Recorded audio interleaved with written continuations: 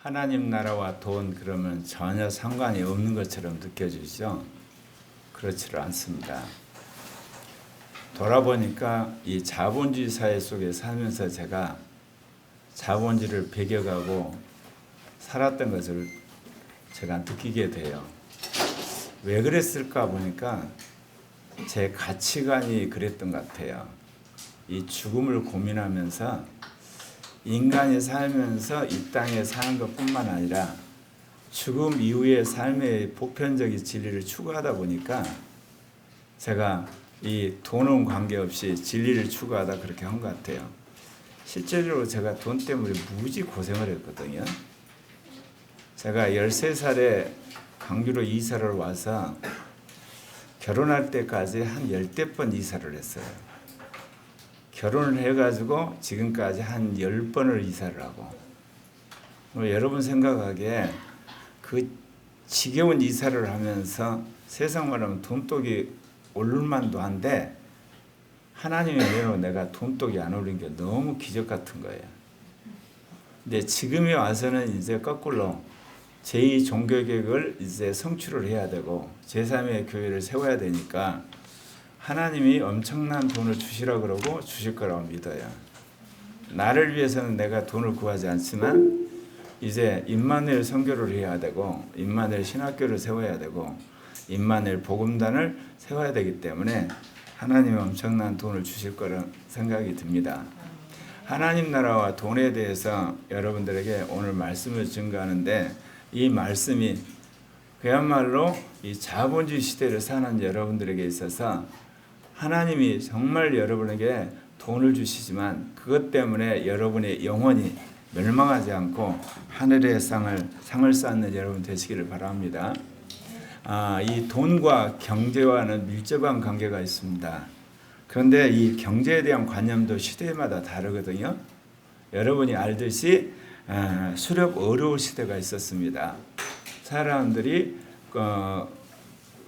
바다에서 물고기 잡아먹고 그리고 창이나 활로 이게 짐승들 잡아먹던 시대. 그 시절이 지나고 나서 인류에게 있어서는 이제 농경과 목축 시대. 사람들이 농사를 짓고 목축을 해서 거기서 생산량이 더 이제 많아지는 시대. 그리고 나서는 상업과 공업화 시대를 거치게 되었죠. 그리고 지금은 지식과 문화의 시대를 살고 있습니다. 이렇듯 시대가 다름에 따라서 우리가 생각하는 경제 활동 방식도 다르고 돈의 개념도 다릅니다. 그렇기 때문에 우리가 돈을 어떻게 대할 것인가 여러 가지 생각이 있을 수 있지만 우리는 하나님 나라의 백성으로서 하나님 나라와 돈의 관계를 생각한 것이 무엇보다 필요합니다. 그런데 오늘 읽은 말씀 앞부분에 보면 이런 말씀이 나옵니다. 너희는 자기를 위하여 보물을 땅에다 쌓아주지 말아라. 땅에서는 종이 먹고 녹이 슬어서 망가지며 도둑들이 뚫고 들어와서 훔쳐간다. 이 말씀이 선포되는 그 경제적인 상황은 흔히들만 농경과 목축사입니다.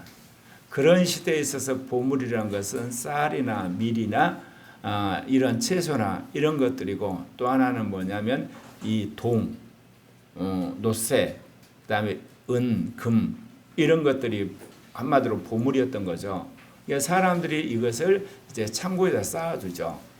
근데 오늘날처럼 창고도 현대식으로 완벽하게 되어 있지 않기 때문에 여기 말한 것처럼 좀이 들어가 가지고 이 쌀이나 밀이나 뭐 녹두나 이런 것들 다 이제 좀을 먹어버려요. 그리고 또 우리가 말하는 그 금은 동이라든지 철로 된 여러 가지 귀중품도 때가 되면 산화가 돼서 녹슬어 버립니다. 더더욱 어때요? 귀중품이 있는 줄 알면 도둑이 들어와서 그거를 훔쳐가 버립니다. 예수님이 이 사례를 비유를 들어가지고 너희가 이게 창고에다가 이런 쌀이나 밀이나 녹두나 조나 이런 것들을 쌓아두고 또는 거기에 무슨 사과나 배나 감이나 더 나가서 이게 금은통으로 된 귀한 장식구들 이렇게 이걸 두게 되면 또는 이제 귀한 금화 같은 거, 은화 같은 것을 놔두게 되면 이렇듯 결국은 훔쳐가 버리고 만다. 그러면서 주님이 너희 보물을 하늘에 쌓아두라 이렇게 말씀을 하시죠. 여러분 보물을 하늘에 어떻게 쌓아주나요? 여러분 로켓에 실어가지고 하늘나라 보내야 되나요? 아니면 이쪽에서 송금을 하면 하늘나라에서 그게 다 계좌로 들어가나요? 여러분 하늘나라에 그걸 쌓아두는 방법이 뭘까요? 근데 오늘 주님이 뭐라고 이야기했냐? 거기에는 종도 없고 녹도 쓸지 않고 도둑도 없어서 훔쳐가지 못한다는 겁니다. 그러니까 여기서 말하는 주님이 보물이란 것은 내가 수고해서 내가 손에 쥐게 되는 돈이나 또는 주식이나 여러분 통장이나 그리고 여러분이 가진 귀금속 모두를 말하는 겁니다. 이미 내가 지금 소유하고 있는 걸 말하는 거죠. 이것을 어떻게 보관할 것인가 그리고 이것을 어떻게 저장하고 관리할 것인가 문제를 이야기하잖아요. 그러면 이거를 창고에 뒀다는 이야기는 뭐예요? 이거를 내가 쓰기 위해서 나의 부귀 영화를 누리기 위해서 한다는 이야기잖아요.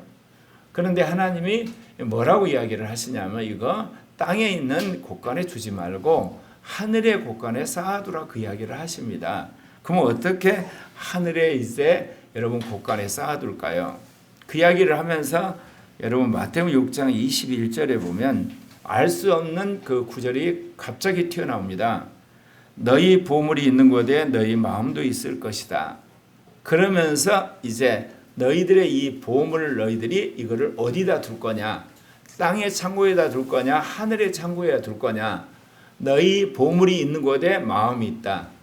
땅에만 관심이 있어 땅에다가 보물을 저장한 사람은 땅에 관심이 있는 거죠. 마음이. 하늘 창고에다가 이걸 쌓아둔 사람은 마음이 하늘에 있다는 겁니다. 그러면서 더더욱 알 수 없는 구절이 이게 성경에 나오게 되는데 그게 이제 뭐냐면 주님이 그 말씀을 하세요. 눈은 몸의 등불이다. 그러므로 내 눈이 성하면 내 온몸이 밝을 것이요 내 눈이 성하지 못하면 내 온몸이 어두울 것이다. 그러므로 내 속에 있는 빛이 어두면 이 어둠이 얼마나 심하겠느냐. 갑자기 눈의 등불 이야기를 합니다.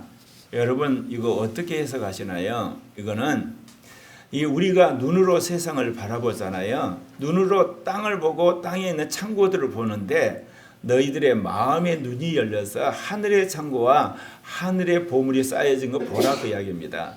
인간에게 눈이 두 가지가 있거든요. 육신의 눈이 있어요. 이 눈 가지고 우리가 이 땅의 모든 것을 보죠. 해와 달과 별과 식물과 동물과 그 다음에 한국 사람, 일본 사람, 미국 사람 그리고 수많은 자동차, 핸드폰, 그 다음에 아파트, 먼 사람 우리가 다 이 눈으로 보잖아요. 그거를 이제 우리가 몸의 눈이라 그래요. 근데 이런 눈과 더불어서 마음의 눈이 있습니다. 에베소서 1장 18절입니다. 거기에 보게 되면 이런 말씀이 있어요. 마음의 눈을 밝혀주셔서 하나님의 부르심에 속한 소망이 무엇이며 성도들에게 베푸시는 하나님의 영광스러운 상속이 얼마나 풍성한지를 여러분이 알게 되기를 바랍니다. 그렇게 나오거든요. 여러분 마음의 눈은 누가 소유하나요? 예수를 믿고 죄사함 받게 되고 거룩게 되고 의롭게 된 사람에게 오시는 성령이 여러분의 마음의 눈을 밝혀주기 시작합니다. 그럴 때 하늘 창고가 보이기 시작하고 하나님이 하늘에 상을 쌓는 게 보이기 시작한 거예요. 그러니까 그런 사람에게는 눈이 두 개죠.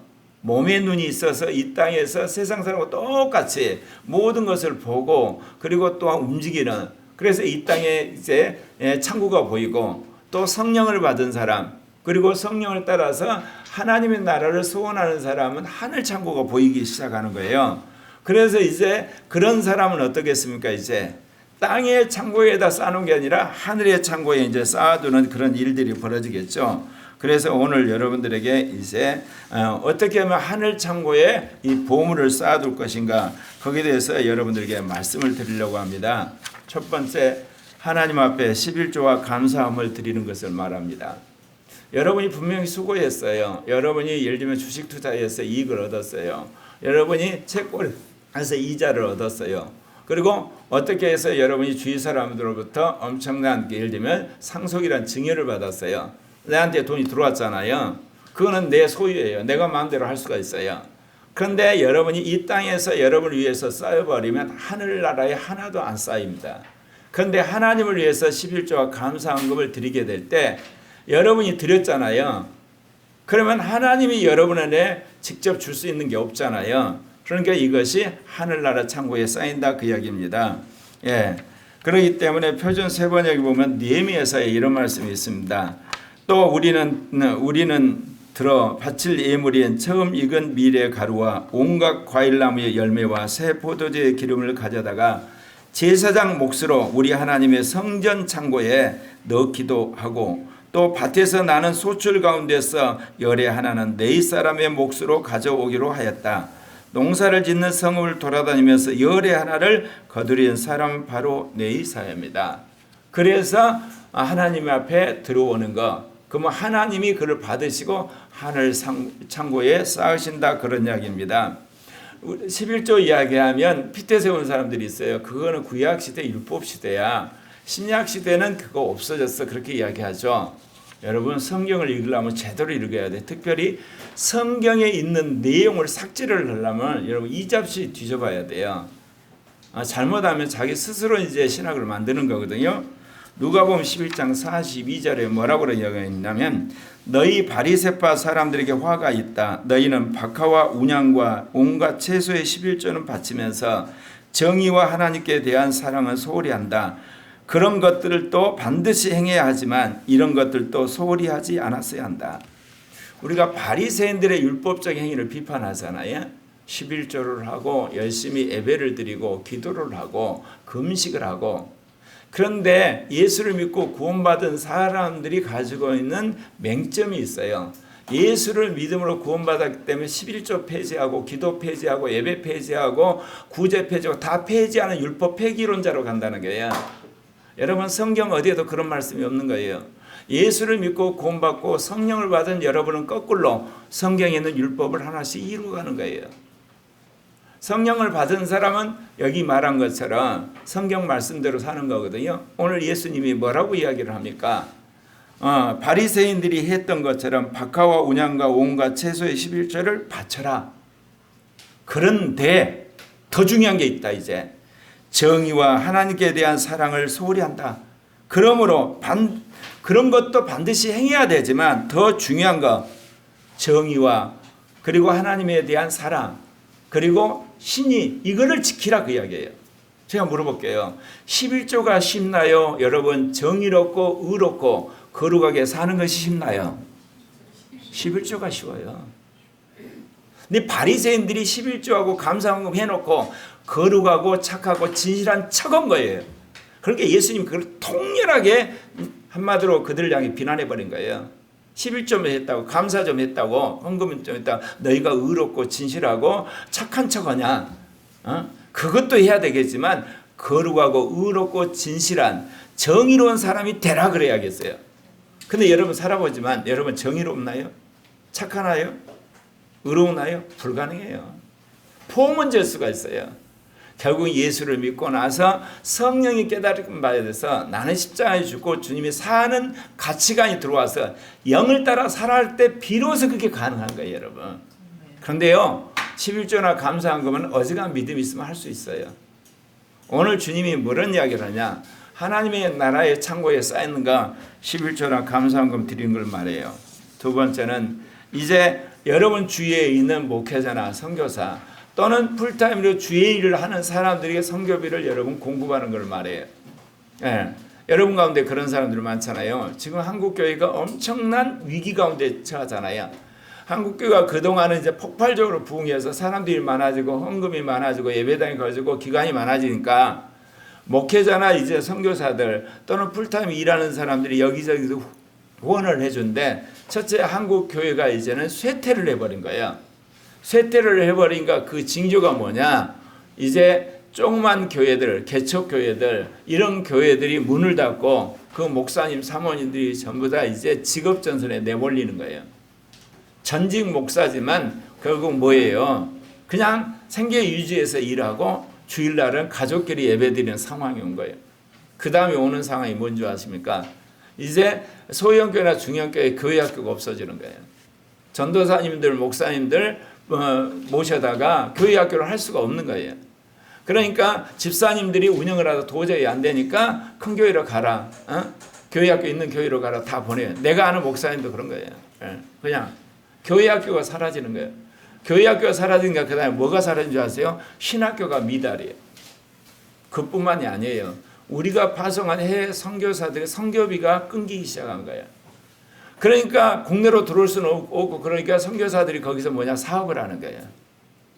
선교 목적의 사업이 아니야. 생존을 위한 그런 상황이 돼버린 거예요. 그렇기 때문에 여러분 삶을 돌아와서 여러분 죽지 않으거든. 여러분 어찌하든지 작정해서 가난한 목회자나 선교사들, 풀타임으로 일하는 사람들에게 선교비를 보내므로 하늘의 상을 쌓는 여러분 되시기를 바랍니다.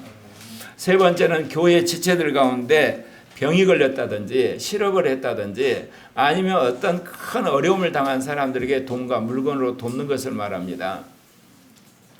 여러분 사도행전 2장 42절에 보면 최초의 공산사회, 그게 성령 받은 예루살렘 교회에서 시작이 됐죠. 그들은 사도들의 가르침에 몰두하며 서로 사귀는 일과 빵을 떼는 일과 기도에 힘썼다. 모든 사람에게 두려운 마음이 생겼다. 사도들을 통하여 놀라운 일과 표징이 많이 일어났던 것이다. 믿는 사람들은 모두 함께 지내며 모든 것을 공동으로 소유했다. 그들은 재산과 소유물을 팔아서 모든 사람이 필요한 대로 나누어졌더라. 여러분 사회주의에서 여러분 돈을 나누는 것, 분배하는 것과 교회에서 은혜를 받아서 나눈 건 하늘과 땅처럼 달라요. 사회주의자는 전부 새빨간 거짓말인 거예요. 사람이 악하잖아요. 악한데 열심히 번 사람들의 돈을 가난한 사람들에 나누는데 그게 자발적으로 되나요? 안 돼요. 그러니까 뭐를 하나요? 총칼 가지고 국가 공권력으로 예를 들면 협박을 해서 돈을 뜯어오는데, 문제는 총칼을 가지고 협박하는 사람들이 부자가 된다는 거예요. 여러분 베트남 가보시면 알아요. 베트남의 공산당이 한 10% 되거든요. 그들은 모든 걸 다 누려요. 권력도 누리고 경제적 부도 누리고 토지에 대한 것도 그렇고 학교 가는 데 그렇고 모든 특권을 누리는 거예요. 90%는 이제 평등하게 살죠. 여러분 기억나시죠? 상위층만 잘 살고 밑에 사람 평등한 체제, 왕조 체제가 그런 거예요. 왕들과 귀족들만 살고 나머지 사람은 다 평등해요. 근데 이것도 모르고 사람들이 속아요. 네, 권력을 가진 자는 항상 악해요. 네, 민주화 운동을 나도 했지만 민주화 세력들을 보세요. 지금 뉴스에 나오잖아요. 뇌물 받고 뇌물 주고 그다음 부정하고 부패하고, 그래도 옛날 자기들을 감옥 갔다 오고 민주화했다는 그거 가지고 모든 걸 강변하면서 살잖아요. 인간은 악하게 돼 있어요. 옛날 군사 독재 시절이었대요. 군사 독재한 사람들이 권력을 쥐고 돈 쥐고 명예 쥐고 다 쥐어갖고 했잖아요. 똑같은 짓들을 지금 주사파 세력들이 그 짓을 하는 거예요, 여러분. 그러면서 여러분들 선동하는 거예요. 선동해갖고 해결되는 문제는 안 되는 거예요. 여러분 잘 아셔야 돼요. 사람은 태어날 때부터 능력의 차이가 있어요. 지적인 차이가 있어요. 그리고 육체적인 차이가 있어요. 그러면 결국은 거기에 따라서 열심히 일하고 수고해도 차이가 있게 돼 있어요. 부자는 부자고 가난한 사람, 그러면 그 다음 문제가 있어요. 이제 부자의 그 돈이 어떻게 가난한 사람이 흘러가게 하느냐, 이 체제를 만드는 것이 방법인데 총칼로 하면 실패하게 돼요. 그래서 자유민주주의 체제를 만들어내야 되고, 거기에서 양심적인 기독교인들과 양심적인 국민들이 그걸 합리적으로 합법적으로 그 시스템을 만들어서 세금을 내게 하고 도네이션을 하게 해야 되고 구제하는 시스템을 만들어야 되는 거예요. 그거는 국가적인 차원이고, 교회적으로는 어떠냐, 자기 교회 다니는 형제자매 중에 굉장히 힘들다, 그러면 돈과 물건을 통해서 돕는 사업을 여러분이 하셔야만 돼요. 그래서 우리 코리아 교회에서는 어땠어요? 우리가 코리아 교회에서는 어떤 사람이 무명으로든 기명으로든 다른 사람한테 도네이션 하면 교회가 전혀 터치를 안 해요. 심지어 어떤 선교사나 또는 목회자들 보낼 때 그 사람이 이단이나 이단적인 어떤 그 혐의를 받지 않느냐 그냥 우리가 보내거든요. 교파에 관계없이. 왜? 그 사람이 성령에 감동받아서 돕겠다는데 우리가 어떤 이유에서 막을 수 있겠나요? 그렇게 하는 겁니다. 그럼 왜 교회를 통해서 하느냐? 여러분 교회를 통해서 하게 될 때 지속성이 있고 또 하나님 앞에 드림바가 돼요. 그래서 개인적으로 돕다 보면 잘못하면요, 그것이 자기 의가 돼요. 그러니까 돈 갖고 상대방을 조종하는 수가 있어요.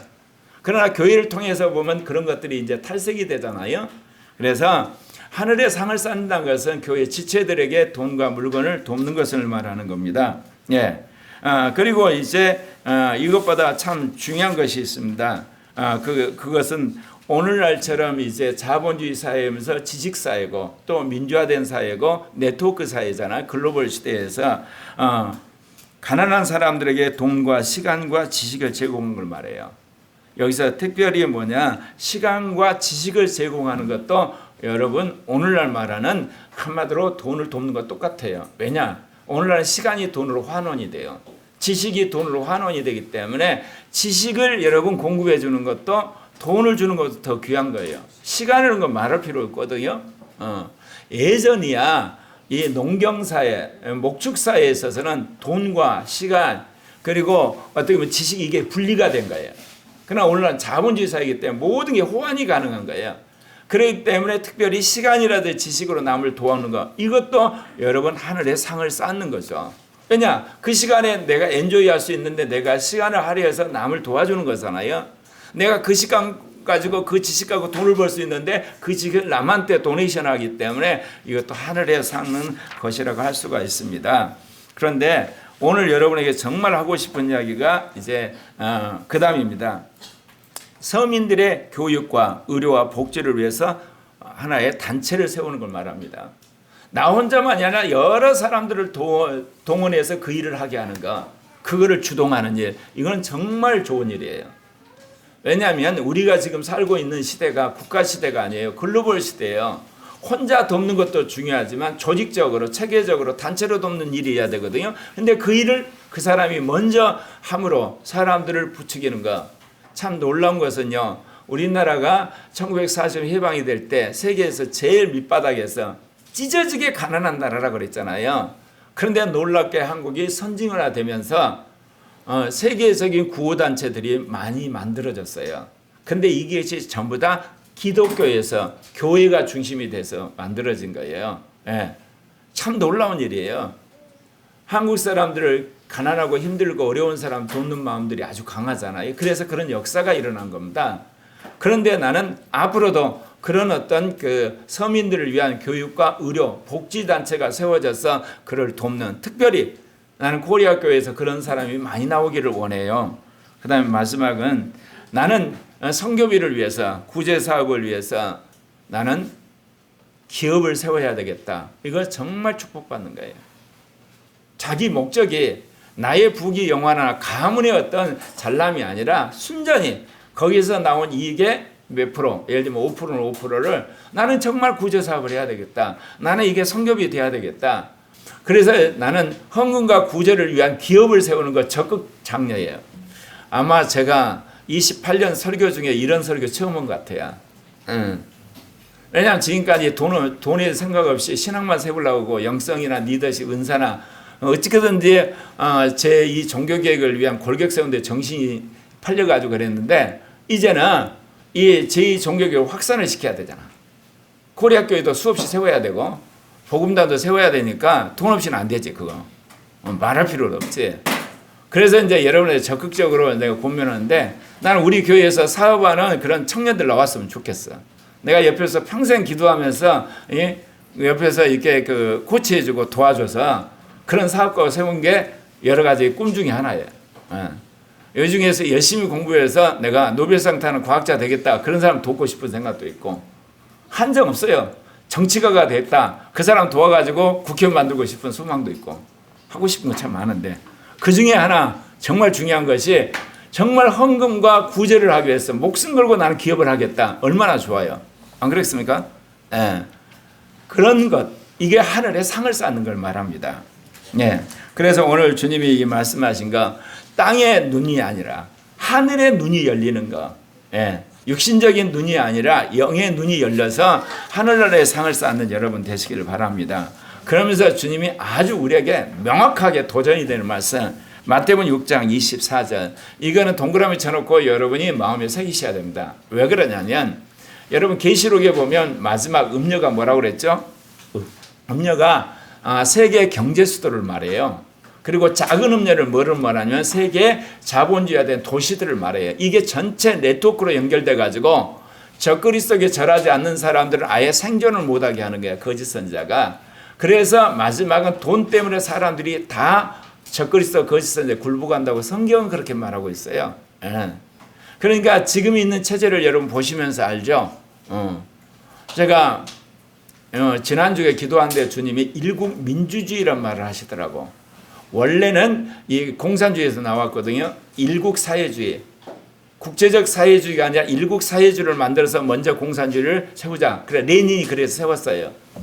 근데 주님이 일국 민주주의란 말을 하시더라고. 그게 왜 그러냐면 지금 전 세계 모든 정치, 경제, 문화, 사회, 교육을 장악한 세력이 뭔지 아시죠? 빅테크, 빅미디어, 그리고 빅리치. 특징이 뭐냐? 어마어마한 돈에 쉽게 말해 돈을 움직일 수 있는 조직. 또 하나가 뭐냐? 미국, 중국, 인도, EU. 돈이 많은 나라들이 모든 걸 다 집어먹는 거예요, 지금. 이런 상황이 됐는데 우리나라가 독립국가로서, 자주국가로서, 민주국가로서 우리 자신의 어떤 존엄을 지킬 수가 없어요. 그 단적인 예 중에 하나가 팬데믹이에요. 제가 새벽 예배를 때 하는데 세계 200개의 국가에서 팬데믹을 가장 효과적으로 막은 유일한 나라가 있어요. 대만이에요. 네. 우리나라는 완전히 사람들 생쇼한 거예요, 여러분. 대만은 터지자마자 완전히 비행기장, 그리고 항구를 봉쇄해서 6개월 동안 그 안에 있는 모든 코비드 사람들을 완전히 색출을 했어요. 자영업자 망한 것도 없고 개인적으로 망한 것도 없고 기업에 망한 것도 없어. 단 6개월 동안 굉장히 힘들었던 거예요. 내가 종교와 자유 예배를 위한 기자회견하고 투쟁하면서 그걸 조사하면서 내가 명확히 봤어요. 문 열었다 닫았다, 문 열었다 닫았다 하면서 결국 어때요? 자영업자들 다 망해가지고 빚 보상 유예시켰잖아요. 지금 터지고 있는 거야. 그래서 지금 1년마다 몇만 개 지금 기업들이 망하는 거야. 그 사람들 전부 나중에 빚에 몰려가지고 전부 이렇게 하층민으로 전락하고 영끌적 돈 뭣도 몰라가지고 돈 빌려가지고 아파트 사가지고 땅값 떨어져서 지금 거지로 전락하고. 그건 누가 다 한 거예요? 생쇼하다가 나 정치 잘한다고 그런 거예요, 여러분. 여러분, 돈에 우리가 몰빵하면 안 돼요. 돈을 버는 지혜와 돈을 버는 장악해야 되거든요. 국가가 그 짓을 한 거예요. 그러니까 수많은 사람들이 대처 못하고 지금 거지로, 실업자로, 서민들로 전락하고 있는 거예요. 여러분, 국가도 그렇지만 기업도 그렇지만 개인도 돈의 환장은 망합니다. 자본주의 시대지만 거꾸로 돈에 욕심 없이 돈을 버는 사람이 돼야 돼요. 나는 그런 의미에서 코리아 교회 사람들이 최고의 부자들이 나올 수 있다는 거예요. 왜? 오중과 오신생을 겪은 사람이 사업을 하면 어떻겠어요? 돈 욕심 없이 자본주의 체제를 딱 보면 뭐가 돈이 된 눈에 딱 보이잖아요. 자본주의 체제에서 왜 망한 줄 아십니까? 벼락부자가 되려고 그야말로 벌떼처럼 달려들어가지고 망하는 거예요, 여러분. 다 돈이 된다니까. 젊은 애들이 편하게 돈 벌려고 돈 벌 길은 안 보이니까 어때요? 비트코인 해가지고 비트코인 망하고 아파트 투자해서 망하고 그런 거 아니에요, 여러분.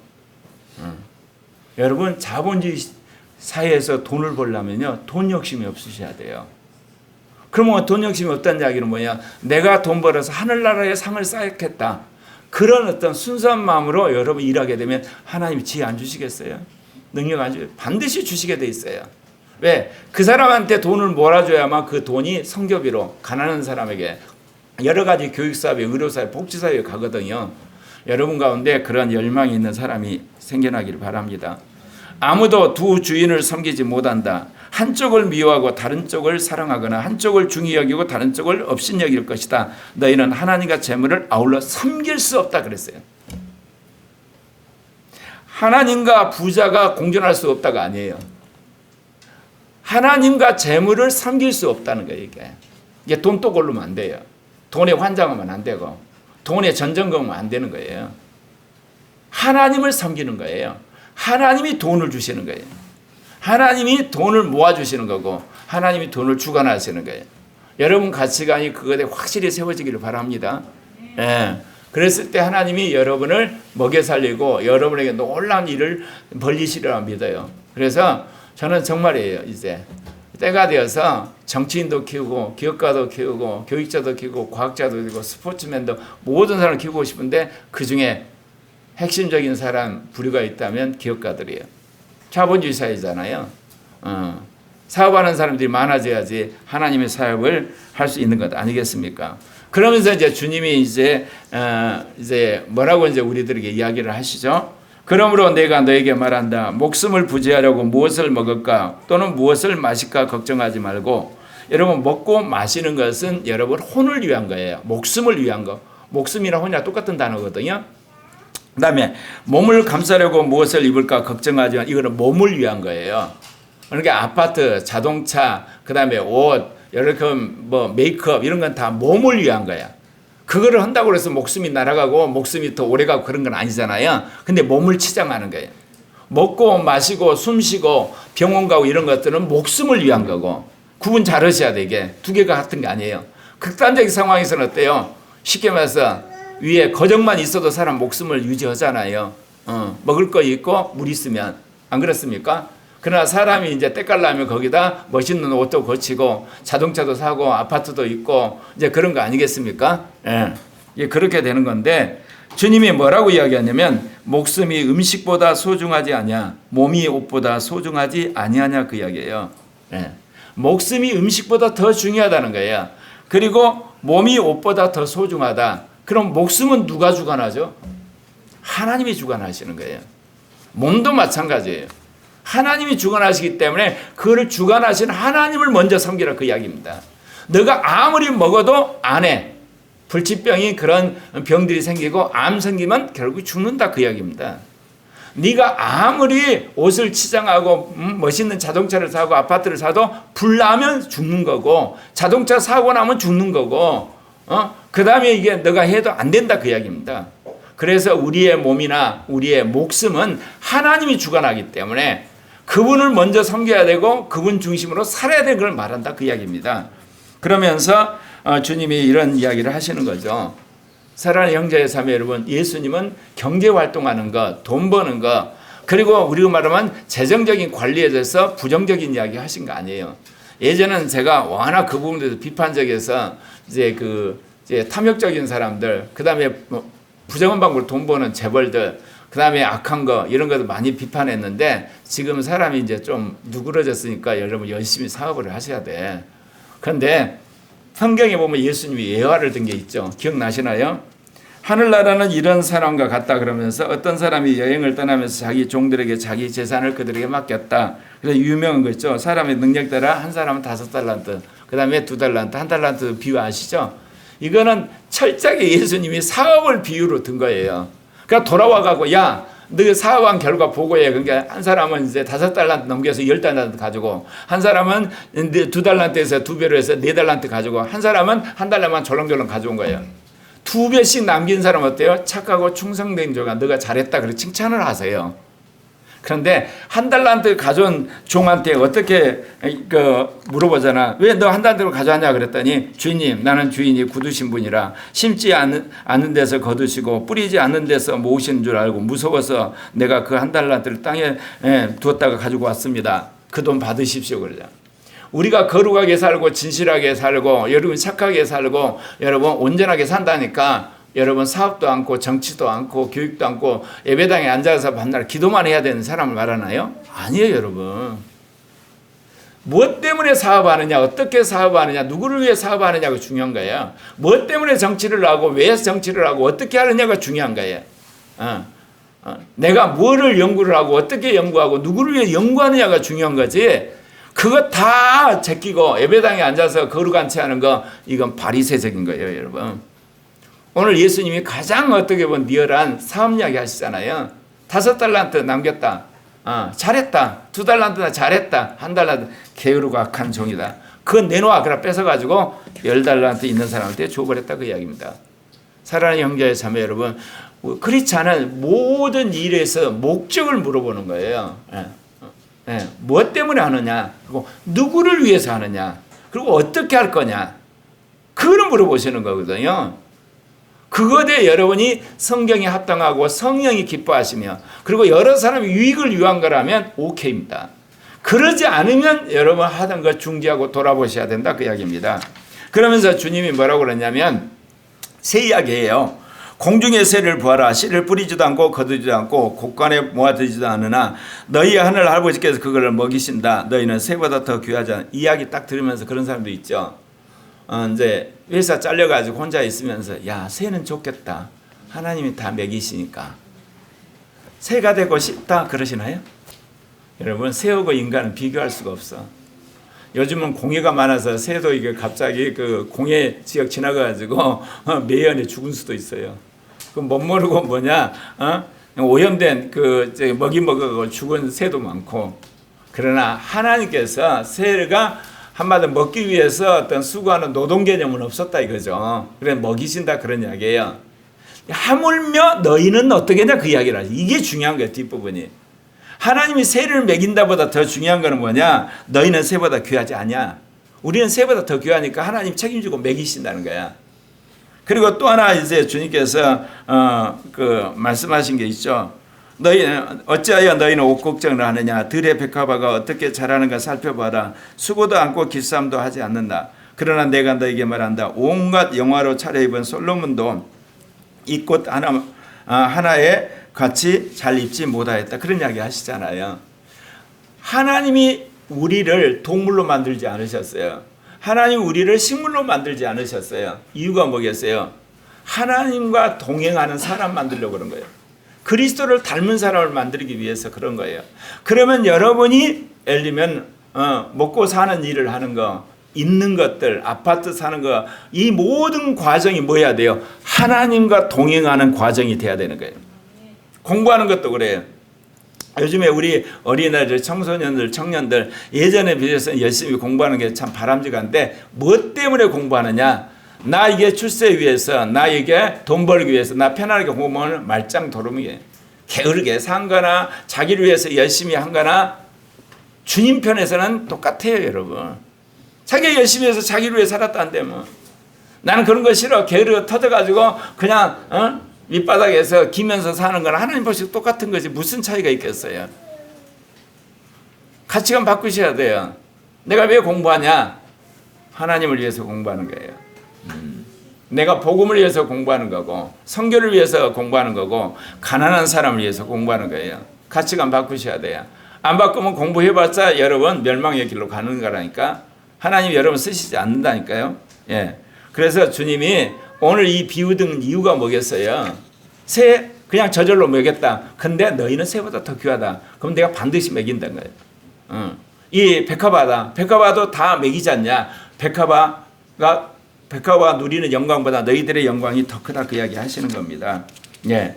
그래서 마태복음 6장 31절 32절에 그러므로 무엇을 먹을까 무엇을 마실까 무엇을 입을까 하고 걱정하지 마라. 이게 중요한 거예요. 경제활동하지 말라 또는 돈 버는데 목숨 걸어라 그런 게 아니라 걱정하지 말라는 게 걱정하지 말라는 거야. 예. 여러분 이 말을 해도 돌아가서 시험 보는 거 걱정하잖아. 돌아가서 또 집 걱정하고 또 돈 걱정 그러죠. 그럼 저는 이야기 목사님은 교회가 헌금해서 새끼밥 주시니까 그런 이야기 하죠. 나도 밑바닥부터 목회했다니까. 돈에 대한 믿음이 생기고 나서부터 걱정이 사라진 거예요, 여러분. 가난하든 부자든요. 돈에 대한 믿음, 재정에 대한 믿음, 주님이 먹여 살린 것에 대한 믿음이 생겨야만 걱정이 사라지는 거예요. 그러면 여러분이 어찌해야 되겠어요? 여러분이 그런 의심이 올 때마다 솔직하게 인정해요. 주님 내가 믿음이 없어서 돈의 노예입니다. 걱정의 노예입니다. 염려의 걱정의 노예입니다. 제발 저를 긍휼히 여겨주셔서 돈에 대한 재정에 대한 그리고 생활에 대한 믿음 좀 주세요. 그렇게 여러분 주님 앞에 구하셔야 돼요. 돈이 아무리 있어도 여러분 걱정이에요. 없어도 걱정. 예, 그렇게 되는 거예요, 여러분. 예. 그래서 여러분들이 무엇보다도 이 자본주의 시대 돈에 대한 걱정과 염려와 근심으로 해방된 자유인이 되시기를 바랍니다. 그러려면 주님으로부터 돈에 대한 레마를 받으셔야 돼요. 내가 너의 건강과 그리고 너의 재정과 너의 직장은 내가 책임지겠다. 그러시려면 어떻겠어요? 주님이 요구하는 게 있어요. 너가 돈에 대한 걱정이 없다는 믿음으로 보이라. 그래서 하나님께서 뭐라고 그러죠? 11조하고 감사헌금하고 하나님 앞에 드릴 뿐만 아니라 가난한 사람이 있으면 먼저 드려라. 그걸 보고 주님이 딱 보는 거예요. 그래 너 돈에 대한 걱정이 없다는 걸 믿음으로 표현해 볼거라. 그럼 내가 책임질게 그런 거예요. 근데 우리는 어쩌죠? 돈 좀 주세요. 나한테 주시라니까요. 그러면 내가 돈 걱정 없이 염려 없이 주님 안 속으세요. 반대입니다.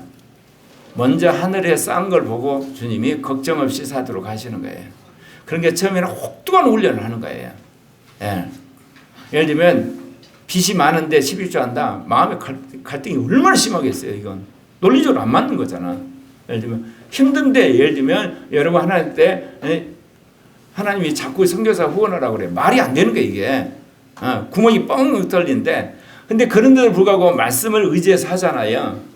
그런 속에서 이제 여러분 안에 의심과 염려와 걱정과 싸우다가 이게 빵 터지면서 해결날이 나와요.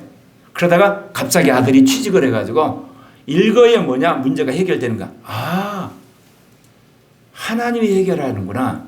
그 믿음이 딱 온 순간부터 이제는 그야말로 하나님 순탄하게 배가 가듯이 차가 가듯이 가는 거예요, 여러분 인생이. 그러니까 먼저 하늘에 쌓는 훈련부터 하나님 보시고 나서 그 다음에 이 땅에 우리가 돈에 대한 걱정, 염려를 걷어가게 하시는 거예요. 예. 그러면서 오늘 중요한 일세 성구 두 번째로 마태복음 6장 33절 같이 읽겠습니다. 이거는 시작. 너희는 먼저 하나님 나라와 하나님의 의를 구하라. 그리하면 이 모든 것을 너희에게 더하여 주실 것이다. 이게 이제 우리가 이 땅에 살아가는 삶의 가치를 가는 거죠. 하나님 나라와 그의 의를 구하면서 그것을 먼저 하라는 거. 먼저 그것을 먼저 추구하라는 거예요. 그러면 이 모든 것을 너희에게 더하신다야. 제가 저 말씀을 마음에 새긴 거잖아요. 그 통에 이제 신은수 목사하고 두 아들들이 고생을 무지했지. 근데 이제는 더하실 때가 온 거예요. 이제서. 네, 나는 하나님 나라와 하나님 의를 60년 동안 그냥 구하고 와버렸어. 그러니까 나를 따라온 사람들이 너무 고생을 많이 했지. 여러분, 하나님은 당신의 말씀을 믿는 사람을 역사를 하세요. 네. 여러분 생각해 보십시오. 저 북아메리카에 미국이가 그리고 캐나다라고 하는 나라가 세워지지 않았더라면 오늘 전 세계가 이렇게 복음화 됐겠나요? 여러분 목회자나 그리고 전도사나 선교사는 검속에 살아야 돼요. 그러나 나라는 부강해야 돼요. 그래야만 그 힘 가지고 세계 선교하는 거예요. 나는 확신해요. 대한민국이 이번에 주사파 세력, 동성애 독재 세력, 민중 사회주의 세력을 완전히 박살내고 하나님 자유민주체제를 굳건히 세운 다음에 그 다음에 이제 코리아 교회가 제2종교개혁을 통해서 한국교회를 개혁하면 북한과 통일하게 하시려 믿어요. 통일된 나라는 아시아 선교기지가 돼서 세계에서 가장 살기 좋은 선진국가가 돼서 아시아와 세계 수많은 젊은이들이 신학 공부로 오리라 나 믿어요. 그리고 한국이 아시아나 남미나 북미나 동그라파나 그리고 아프리카나 서구라파의 모든 가난하고 못 사는 나라와 연대해서 세계에서 가장 강력한 영향력을 가지는 나라가 될 수 있다고 믿어요. 왜냐 우리가 도와주면 돼요. 문화적으로 IT 기조. 여러분 유튜브에 보면 국뽕 유튜브 많잖아. 근데 보면 거기 뜰만한 것도 있어요. 아프리카 같은 나라에 농업기술을 가르쳐줘 가지고 예를 들면 식량 문제 해결하는 나라들 있잖아요. 한국에 가서 그렇게 도와줘요. 남미도 그렇게 도와주고. 우리 민족이 돕는 천성이 있어요. 안에서 권력 다툼을 치열하게 하지만요. 그래도 이렇게 가난하고 힘든 사람 돕는 이 문화가 있거든요. 이런 것들을 국가적으로 시행하게 되면 우리가 그런 세계적인 가장 앞서간 그런 나라 만들 수 있다고 이야기해요. 그 일을 코리아 교회가 먼저 내부적으로 훈련받고 그 다음에 외적으로 훈련받고 나라도 그렇게 바꿔가지고 전 세계 가난하고 못 살고 못 배우고 힘든 나라들을 우리가 도와주게 될 때 윈윈하게 되는 거죠. 그런 나라의 자원은 우리가 가져오고 우리가 발달된 어떤 기술과 문화와 지식과 자본을 투자하게 됐을 때 윈윈하게 되는. 그래서 주님 오시기 전에 전 세계 국가 중에 가장 민주적이고 자본주의적이고 그러면서도 섬기는 나라, 구제하는 나라라는 것을 한국이 기어이 칭찬을 받고 주님 오셔야 되는 거 아니겠습니까? 여러분이 믿으면 그렇게 돼요. 1, 2년 믿어서 된 게 아니라 저처럼 한 60년 믿어보세요. 반드시 되게 돼 있어요. 오랜만에 은혜가 되는 설교 같죠? 현실적인 거. 기도하겠습니다.